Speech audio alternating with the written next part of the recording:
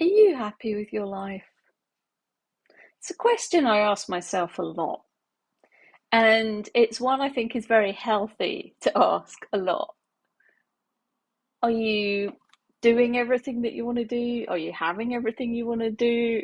You having everything you want to have? Are you being everything you want to be? Got to get all my tenses and words right. Quite often, we end up settling in life.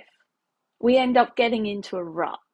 It's like, I'm okay, everything's kind of okay. I'm kind of just, solving problems and moving through my life.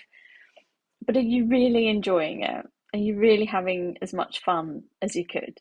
Are you really exploring your life to the fullest? Are you going to look back on it when you're older and regret not doing things or not having things? Every day I ask myself, is this enough for me? What do I want? What do I want to create in life? And I've done series on this. If you want to dive into Dream Life, my Dream Life series, highly recommend it because that's a big adventure. Creating, getting definition and creating our life is a key topic. We can get into ruts. We can get into spaces in our life where it's like it's okay, it's enough, and we don't ask for more. Now, if you're attracted to Intuition Talks Mastery, I know you have that spark within you that says, I think there's something more here. There's something more that I want to explore. There's something else I want to have or be or receive in life. I'm not happy settling. Maybe you're feeling a bit kind of just, I don't know, bored, or you're just kind of like suddenly realizing how stagnant life has got.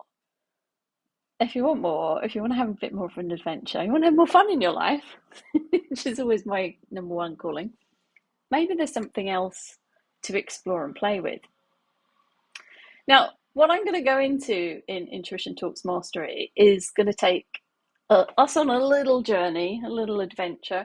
We're going to do some, um, we're going to get some ahas, we're going to get some information. I'm going to change your paradigms a little bit about what is possible in life. And that can be the first step to making a big change. But we also need the practical side of it.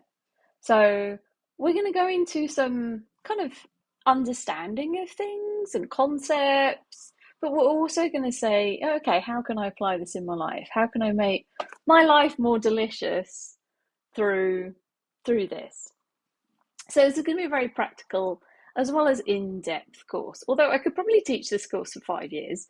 We're not going to. We're going to like shrink things down into a few weeks. So I'm just warning you, there might be a level 2. I don't know. We'll see. This is a constant evolution.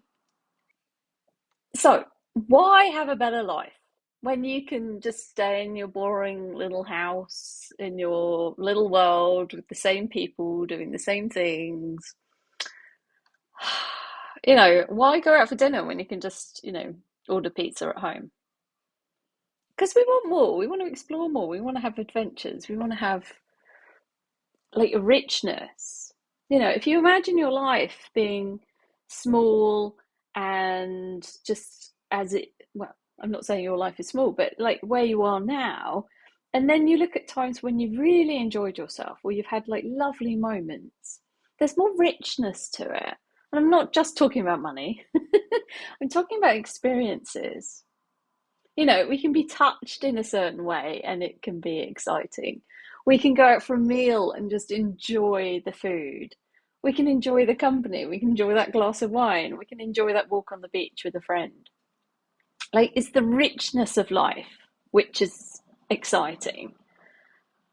But those moments can be fleeting. Maybe once a week you let yourself have a rich experience, and the rest of the time you're just working away and doing the humdrum of life. And I'm not saying you're not going to have to give up work or anything. But work can be fun too. Work can be an adventure. Work can be fascinating. So we can get into situations where we're just kind of ticking over. We're making do.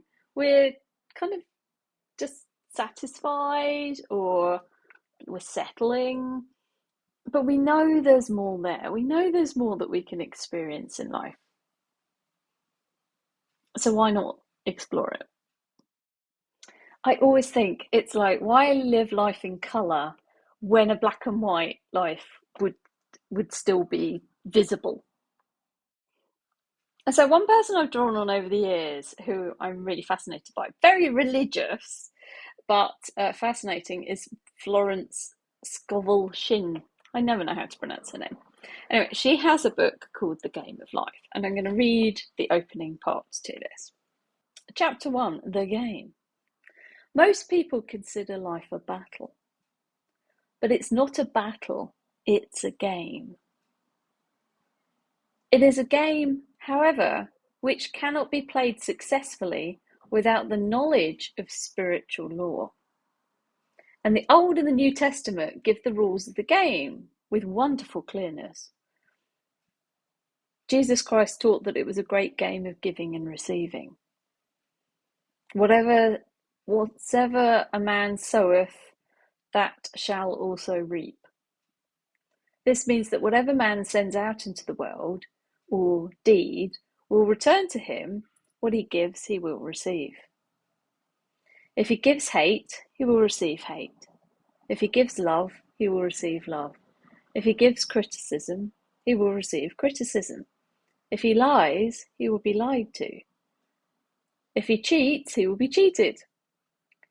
We are also taught that the imagining faculty plays a leading part in the game of life. This means that whatever man, sooner or later, externalizes in it, whatever he imagines, he sooner or later externalizes in his affairs. I know a man who feared a certain disease. It's a very rare disease and difficult to get. But he pictured it continually, read about it, until it manifested in his body. And he died, a victim of distorted imagination.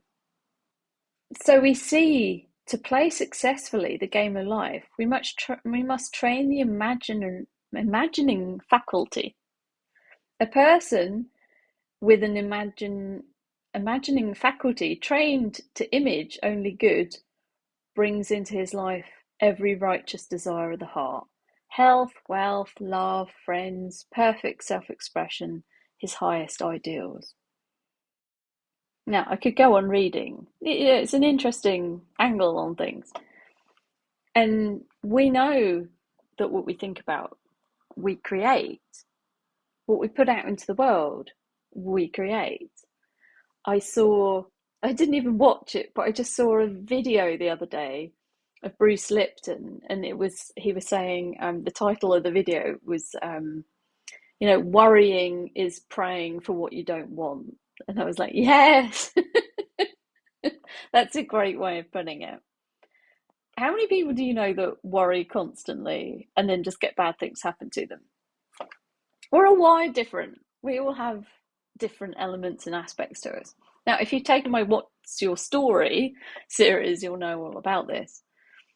But there's something amazing in the fabric of the universe underlying everything.